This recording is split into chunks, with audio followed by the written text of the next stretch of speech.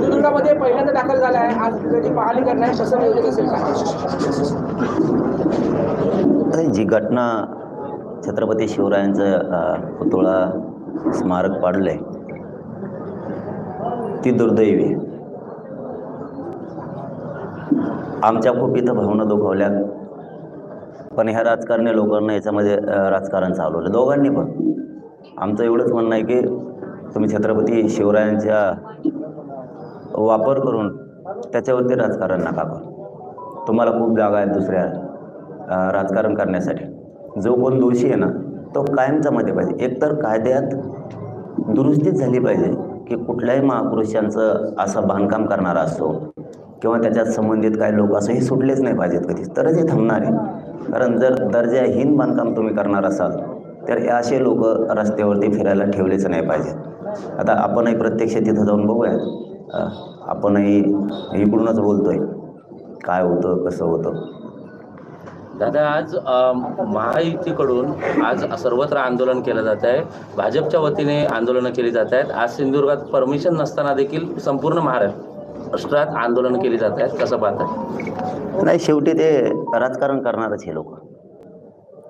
छत्रपती शिवरायांचं राजकारण करणार हे आणि शेवटी हे जनता विरोधात घालणार यांचे. थोडे दिवस बघा तुम्ही, यांनी जर दोघांनी असेच नाटकं केले ना पुरी जनता राज्यातल्या यांच्या विरोधात जाणार. मात्र सत्तेत असताना परवानगी नाही मिळत आहे आणि देखील आंदोलन करतायत.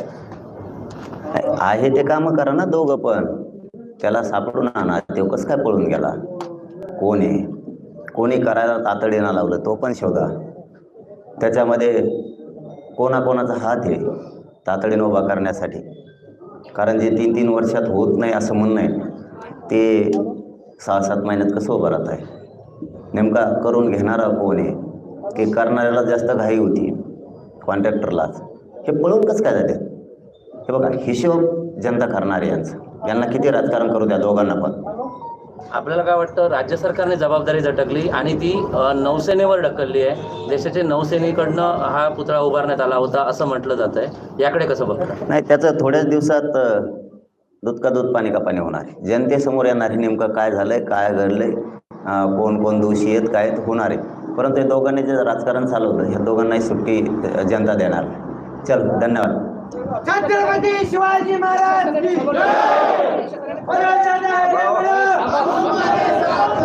प्रशासनाने खबरदारी घेतली आहे. मोठा फोर्स पाटा देखील पोलिसांनी इथे तैनात करण्यात आली आहे. कुठं येणार त्या नाही, काय थांबले असते त्याचं काय. मी काय राजकारण थोडंच आणि माझ्यापाशी तसं नसतं. मग मी सांगून येत असतो, मी कधीच गद्दारी करत नाही माझ्या जिंदगीत.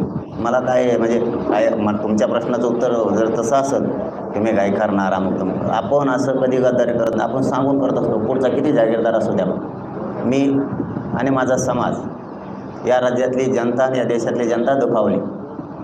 मी एक मावळा आहे, माझं कर्तव्य तिथं जाणं, बघणं, भेट देणं आणि दर्शन घेणं हे माझं काम आहे. ते मी करतो आणि ते केलं पाहिजे.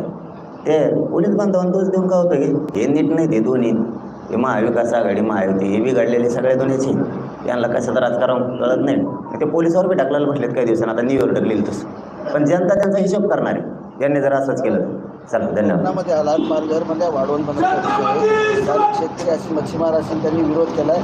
पंतप्रधान मोदी त्याचं उद्घाटन करून दिलं, पण स्थानिकांचा विरोध आहे. शेवटी मच्छीमारांच्या रोजीरोटीचा विषय. तुम्ही त्यांच्या जीवनावर गदा नाही आणू शकत. एकतर सरकारनं कुठं रोजगार उपलब्ध करून ठेवलेले नाहीत, एकतर सरकारने सगळ्याच्याच हालाकष्ट चालवल्या. त्याच्यात जर तिथं हजारांना मच्छीमारांचं जीवन जगत असले आणि ते जर उद्ध्वस्त होणार असलं तर ते बांधव नाही करून देणार ना. मी पण त्याबद्दलची माहिती घेणार आहे. शेवटी महाराष्ट्रातला समाज जर मच्छीमार बांधावर अन्याय होणार असला तर महाराष्ट्रातला सगळा समाज त्यांच्या पाठीशी ताकदीने उभा राहणार. चलो, धन्यवाद. चल.